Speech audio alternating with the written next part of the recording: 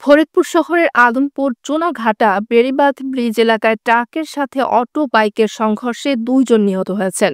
এ ঘটনায় আহত হয়েছেন আরও 4 জন।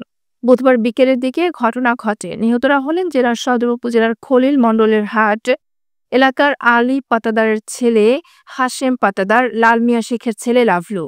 পুলিশ ও স্থানীয় সূত্রে জানা গেছে, ফরিদপুর শহরে আসার সময় চোনারঘাট ব্রিজ এলাকায় একটি ট্রাক সামনে থেকে অটোবাইকটিকে ধাক্কা দিলে হতাহতের ঘটনা ঘটে।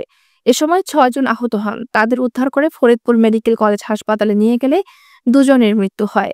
আহত 4 জন ফরিদপুর মেডিকেল কলেজ হাসপাতালে চিকিৎসাধীন রয়েছে।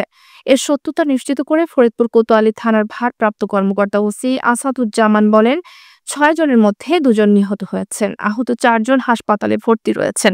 আইনগত ব্যবস্থা প্রক্রিয়াধীন।